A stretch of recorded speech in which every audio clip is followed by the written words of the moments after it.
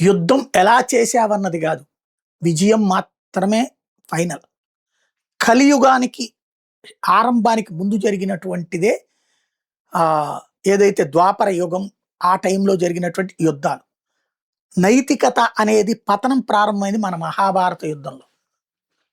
ఆ విల్లు పట్టుకోవడానికి అవకాశం లేనటువంటి కర్ణుని వధించినటువంటి తీరు కావచ్చు, లేకపోతే ధర్మాన్ని పక్కన పెట్టి ధర్మరాజునికి ద్రోహం చేసినటువంటి దుర్యోధనుడు కావచ్చు, నాశనం చేయడానికి కుట్రలు, ఇవన్నీ ఆనాడే ప్రారంభమైనవి. కలియుగ ఆరంభం అన్నారు. మహాభారత యుద్ధం ముగిశాక ఈ వావి వరుసలు, ఈ ఘర్షణలు, వీటన్నిటికీ ఆ భవిష్యత్తులో రాబోయేటువంటి కలిపురుషుడి లక్షణాలు ఇవన్నీ అని చెప్పారు. ఇప్పుడు అదే తరహా పరిస్థితి. నువ్వు ఫైనల్గా ఎలా గెలిచావు అన్నది కాదన్నయ్య, గెలిచావా లేదా అన్నది అనేటటువంటి సినిమా డైలాగు టైపులో అయిపోయింది చేస్తున్నటువంటి యుద్ధంలో జరుగుతున్నటువంటిది. ఇప్పుడు ఇరాన్ సరికొత్త సంచలనం సృష్టించింది. 1200 వాణిజ్య నౌకలు ఇరాన్ చుట్టుపక్కల ఉన్న సముద్రాల నుంచి వెళ్ళేటదాడు, హోర్ముజ్జాల సంధి దగ్గర కావచ్చు, ఆ ప్రాంతాల్లో ఓ విచిత్రమైన టెక్నాలజీని తయారు చేసింది. ఇంతవరకు అమెరికా, యూరప్ దేశాలు అలాంటి టెక్నాలజీ లేవు. వాళ్ళకి తెలియని ఒక టెక్నాలజీ.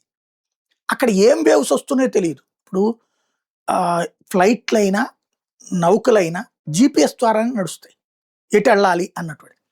ఆ జీపీఎస్ అకస్మాత్తుగా పనిచేయడం మానేస్తుంది. లేదా ఇప్పుడు మనం ఫర్ ఎగ్జాంపుల్ మనం గూగుల్ దీంట్లో చూస్తాం కదా, మ్యాప్స్ యాప్లో మనం వెళ్తుంటే మనం ఎక్కడున్నాము, ఆ పక్కన పెట్రోల్ బంక్ ఉందా, లేకపోతే రోడ్డులో మనం ఉన్నామా, బండి మీద వెళ్తున్నామా, కారులో వెళ్తున్నామా, ఇదంతా దాంట్లో కనబడుతూ ఉంటుంది. అక్కడ వాళ్ళ జీపీఎస్లో షిప్లో ఎడారిలో ఉన్నట్టు కనబడుతుంది, లేదా అమెరికా రోడ్డు మీద ఉన్నట్టు కనబడుతుంది. అంటే పనిచేయడం మానేసినాయి. ఇప్పుడు వాళ్ళు ఎలా వెళ్ళాలి? గుడ్డిగా ముందుకెళ్తే వేరే షిప్ గుద్దుకుంటారు. అలాగనే అక్కడికక్కడ ఆగిపోతే ఏం చేస్తో తెలియదు. ఇరాన్ దాదాపు 1200 షిప్పుల్ని నడి సముద్రంలో ఆపేసింది ఇరాన్. ఇరాన్ చేస్తున్న ఈ తరహా హైటెక్ యుద్ధానికి ఏం చేయాలో అర్థం కాక తలపట్టుకోవడం నౌకలు కాదు, ఆ నౌకల నుంచి రవాణాని ఆశిస్తున్నటువంటి దేశాలు, అలాగే అమెరికా, ఇజ్రాయెల్ షాక్ అవుతున్నాయి ఏంటి టెక్నాలజీ అని.